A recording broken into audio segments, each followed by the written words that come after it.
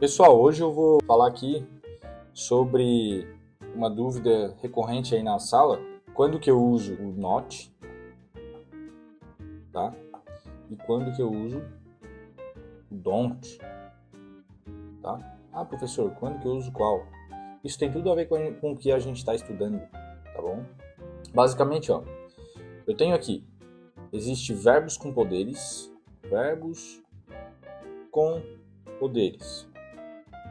tá? Vamos pensar assim, que eles têm poderes, tá? Quais são esses poderes? Vou botar aqui primeiro uns exemplos aqui. O verbo to be, por exemplo, é um verbo que tem poder. O verbo can. São dois verbos que a gente está vendo aí bastante na sala, né? São dois verbos que têm poderes, tá? São dois verbos que têm poderes, tá? Vou dar exemplos aqui e vocês já vão entender o poder que é, tá bom? Então, vamos lá. Verbo to be.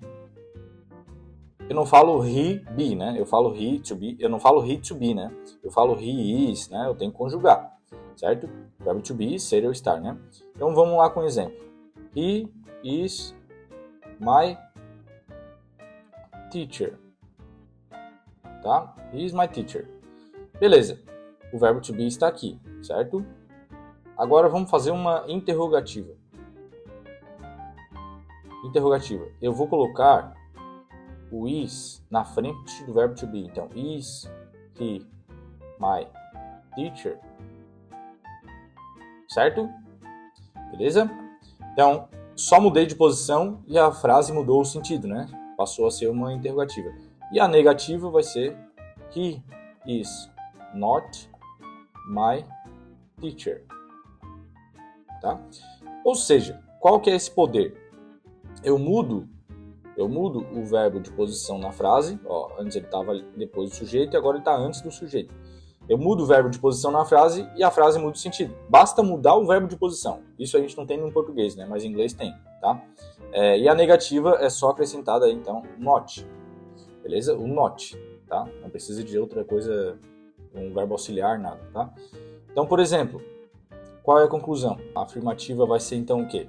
Um sujeito, tá? Um sujeito mais to be, né?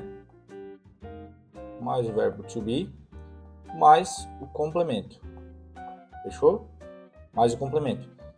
A interrogativa vai ser o quê? O verbo to be primeiro, depois o sujeito, depois o complemento. Fechou? E a negativa vai ser o quê? Sujeito, mais o verbo to be, não esqueçam, mais o not, tá? E mais o complemento. Fechou. Qual que é a conclusão aqui? Basta eu mudar o verbo de posição, tá? Verbo de posição. Então, ó, eu vou fazer assim, uma setinha aqui. Vou fazer uma coisinha assim, ó. Mudar de posição de um lado para o outro, tá? Que a frase muda, tá bom? A frase muda o sentido. Beleza? Da mesma forma que o verbo can. Não precisa do to. Verbo can. Então eu posso falar you can speak. Você pode falar inglês. Vocês podem falar inglês, né? A interrogativa vai ser o quê? Can you speak English? Certo? Interrogativa.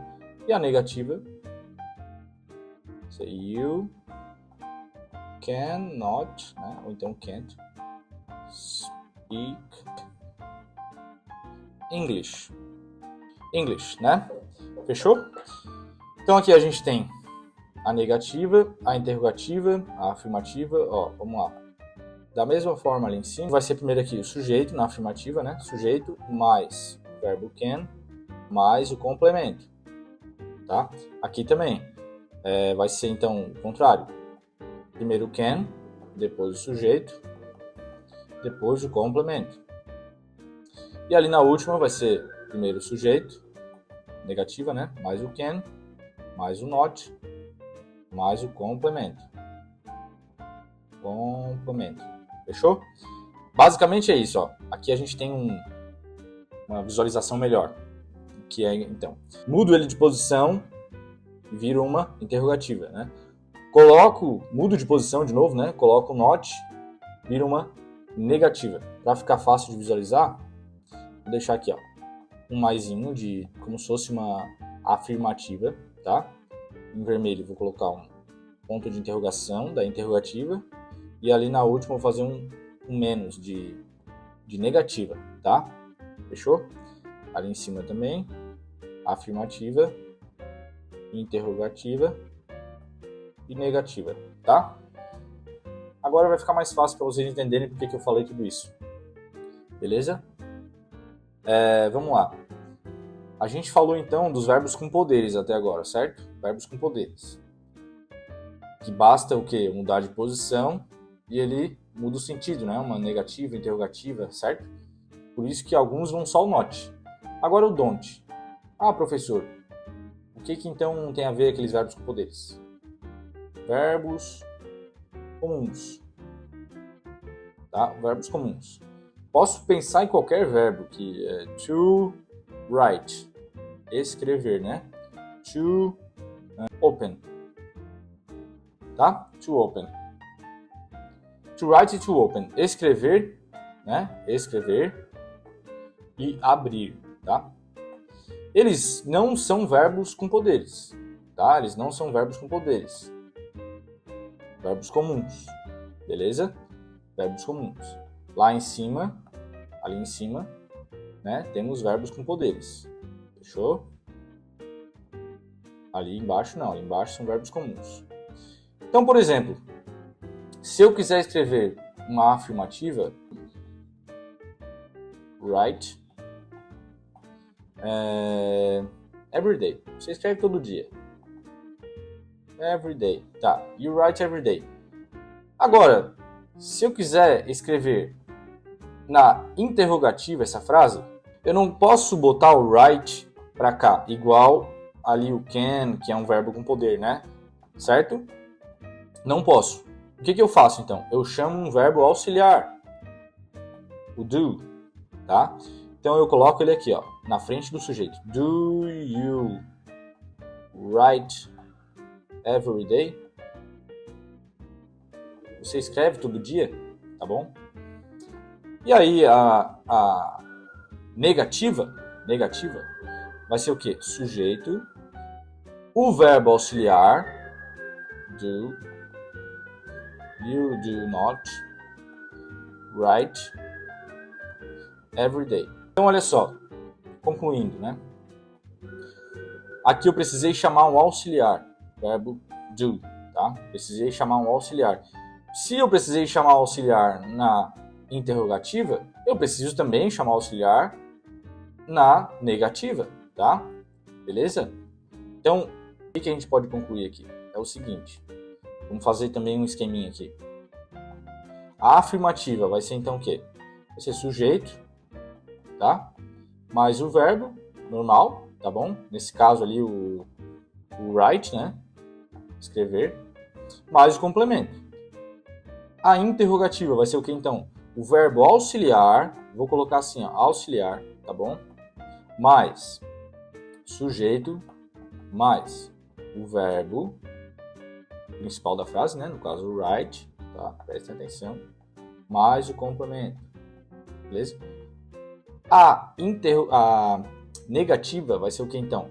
O sujeito, mais o verbo auxiliar, mais o not, mais o verbo principal, né? O verbo principal, mais o complemento. Não esqueçam, gente, isso aqui é um verbo auxiliar. O do é um verbo auxiliar, tá? Não é o verbo principal, tá bom? Não é o verbo principal da frase. O verbo principal da frase está aqui, ó, write. Foi o que eu escolhi para dar exemplo ali, né? Fechou? Então, olha só. To write, you write every day. Do you write every day? You do not write every day, tá? E o que é o do not? O do not nada mais é do que o don't. Nada mais é do que o don't, abreviado. O do not é o don't, a mesma coisa, tá? Professor, e quando que é o doesn't? O doesn't, aqui eu usei o sujeito you, certo? Se fosse o he aqui, he. Aqui também seria o he, né? E aqui também, em último, seria o he, certo? He. Se for para conjugar no simple present aí que a gente está estudando, no he eu tenho que colocar um S, né? He writes every day, certo? Opa, ali não vai. Porém, quando não tem auxiliar, eu uso a regra lá, né? Quando tem um auxiliar, eu não preciso usar a regra, então fica normal. Porém, o auxiliar no he é qual? É o does, né? Então aqui vai ficar does e aqui vai ficar does. Fechou? Só se fosse he aqui. Entenderam?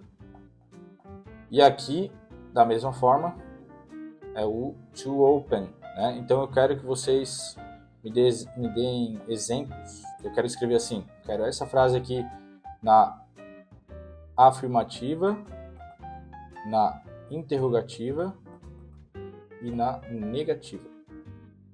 Beleza? Agora é com vocês pessoalmente aí. Eu preciso usar o do, né? Então, resumindo, eu tenho verbos com poderes e verbos comuns, beleza? Verbos com poderes, então, eu preciso só mudar aqui a posição, né, do verbo, que vira uma negativa, uma interrogativa, uma afirmativa. E aqui embaixo eu preciso do auxiliar, né, do ou das, certo? Fechou? Subject pronouns, né, pronomes que fazem papel de sujeito. Então, I, you, he, she, it, we, you e they, tá?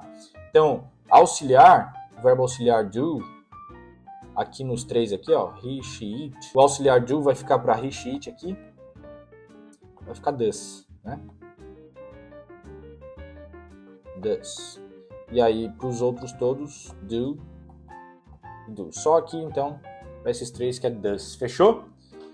Agora eu vou esperar vocês escreverem essas três frases aqui, ó. Afirmativa, interrogativa e negativa. Essa frase aqui, ó. Fechou? Vamos ver se vocês entenderam. Fica o print aí da aula. Valeu, galera. Um abraço.